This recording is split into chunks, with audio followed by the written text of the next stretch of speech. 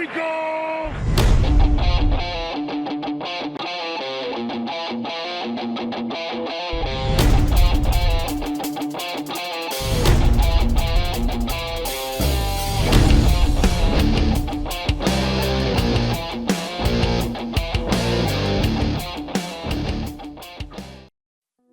What's going on, Cowboy Nation and Angry Cowboy fans around the world? It's your man, the Angry Cowboys Fan, bringing y'all yet another raw and uncut video about our Dallas Cowboys. Cowboys Nation, these contracts I feel are super close. Dak Prescott and CeeDee Lamb's contracts are going to be coming soon. I got that feeling. In my bones, ACF family. So let me tell you why I feel that these contracts are coming in this Raw and Uncut. Get ready for the Angry Cowboys fans, Raw and Uncut. I'm keeping it real. They keep it real. That's real. Angry Cowboys fans, there's been reported offers to Dak Prescott as well as CeeDee Lamb. I know you guys know about it. You guys know about the Dallas Cowboys news just as much as I do, but we have seen some specifics when it comes to CeeDee Lamb. His offer was just under $33 million, higher than A.J. Brown, but lower than Justin Jefferson. We haven't seen numbers associated with Dak Prescott, though. That's not why I feel the way I feel, though, Cowboys Nation. There are a number of tea leaves that I've put together to come to this conclusion. Tea leaves from the offseason, the acquisition of Trey Lance, free agency, the draft, the interviews, and now the preseason. This is yet another one of my tinfoil hat theories, y'all. As y'all know, I don't have any connections in the Star or anything like that. This is just my raw and uncut about the situation. I'm gonna take y'all through a timeline real quick. As we all know, August 26, 2023, the Dallas Cowboys sacrificed a 4th-round draft pick to attain Trey Lance from the San Francisco 49ers. Trey spent the entirety of the 2023 NFL season developing as the QB3, the right thing for the Dallas Cowboys to do in order to make this man potentially become the replacement for Dak Prescott in the event Dak Prescott wants to leave the Dallas Cowboys in 2025, or if they don't offer him a deal or get a deal done. The Dallas Cowboys would have a younger, more athletic quarterback to go into the future with. Throughout the 2023 season, Trey Lance has been at school, studying Dak Prescott, learning the system, learning the playbook, getting his rhythm down, getting his timing and his coordination down, being a bookworm when it comes to the quarterback room. Then comes the 2024 NFL Draft. Some talking heads had the Dallas Cowboys drafting the quarterback at the 24th pick of the draft, but Jerry and Stephen Jones shocked the world and the talking heads by trading back in the draft and attaining Tyler Guyton and Cooper Beebe with the pick and an extra pick that they received for trading back.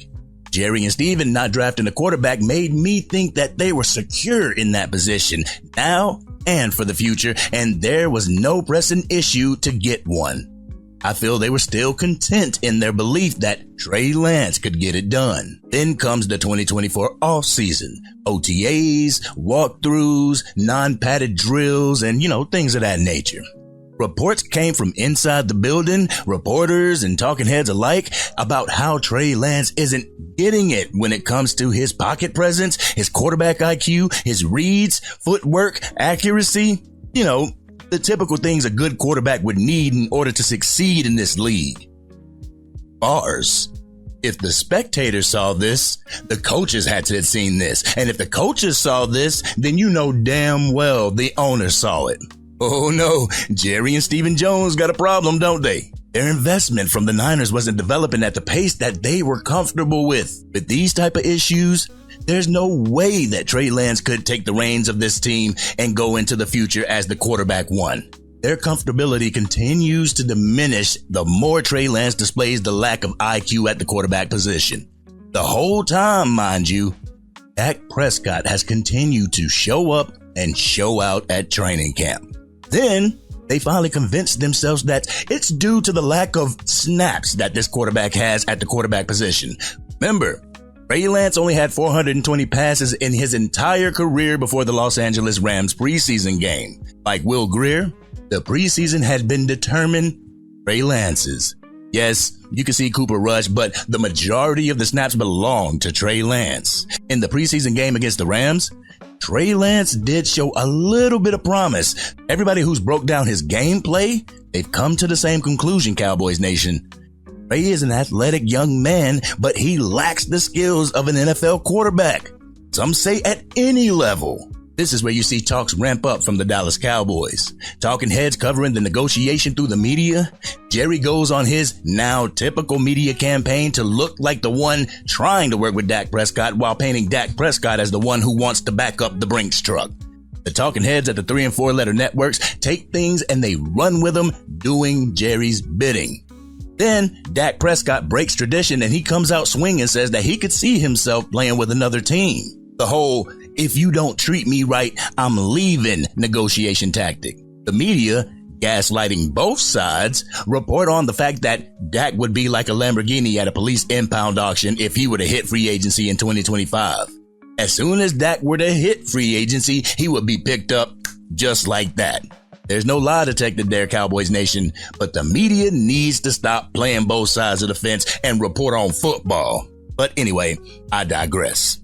But as time passes and Trey Lance doesn't beat out Cooper Rush for the QB2 position, the Jones family would have no choice but to extend Dak Prescott, and they would also have to admit that they were wrong in their acquisition of Trey Lance. One thing that Jerry Jones doesn't like to do is to be wrong and then have to admit it when he is. The thing is Jerry's ego big enough to stick Trey Lance into that QB2 position while having Mike McCarthy, Brian Schottenheimer, and Scott Tolzien telling him that he's not ready? I don't know, Cowboys Nation. Jerry Jones has been known for making stupid decisions while undermining the coaching staff. But to keep it a buck with y'all, the Jones family has backed themselves into a corner when it comes to Dak Prescott and their ability to move off his cap hit as well as his extension. They put some of their eggs in a basket that was made of toilet paper, and now the eggs are breaking through said toilet paper. They have put themselves in a position to where they have no other viable option other to extend Dak Prescott on Dak's terms. No escape hatch in the contract, no trade clause, highest paid player in NFL history. And as far as CeeDee Lamb is concerned, the Dallas Cowboys sent CeeDee Lamb an offer that was below what he wanted to agree to. The price, as well as the structure and the guaranteed money, is not right for CeeDee. The thing is, I feel it's getting closer, Cowboys Nation. There's a lot of optimism that's around CeeDee Lamb getting his contract done. You got Micah Parsons saying that CeeDee Lamb's going to be back before week 1. Jerry and Stephen Jones have done nothing to back up his position except for hope that somebody pops in the preseason. I'm sorry to inform you, Jerry and Steven, but no one is going to pop that much for the coaching staff to feel comfortable moving on from CeeDee Lamb. Brian Flournoy was drafted by the Dallas Cowboys this year, but due to missing camp a little bit, he has missed opportunities. Jalen Tolbert has finally come into his own as the wide receiver 3, and if the coaches and the owners are smart, they won't put the responsibility of the wide receiver 1 on Brandon Cook's shoulders. Sure, Jerry and Steven could franchise tag CeeDee Lamb next offseason, but what would stop him from holding out then as well? What would stop him from requesting a trade from the Dallas Cowboys? I know I wouldn't want to work for an organization that doesn't respect my skills enough to pay me my due.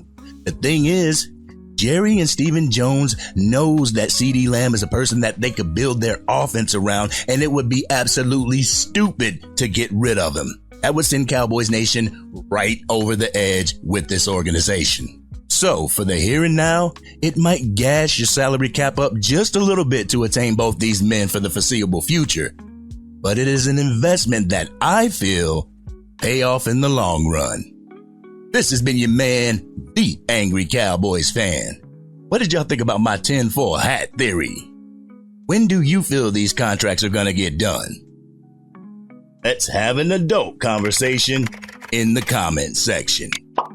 If you're digging the content and want to get it out to even more Dallas Cowboys fans, drop a like on the video and share it with friends who are Cowboys fans. If you are DC for life and ready to cheer on our Dallas Cowboys tonight against the Raiders as well as the 2024 season and beyond, hit that subscribe button.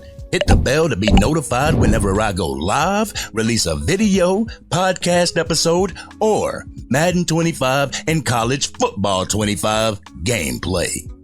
Jones family knows that they screwed up by waiting so long to pay Dak Prescott. I don't think they want to put themselves deeper in a hole while creating yet another hole with CeeDee Lamb. Those deals will get done, hopefully sooner rather than later. This has been your man, the Angry Cowboys Fan, and I'm out.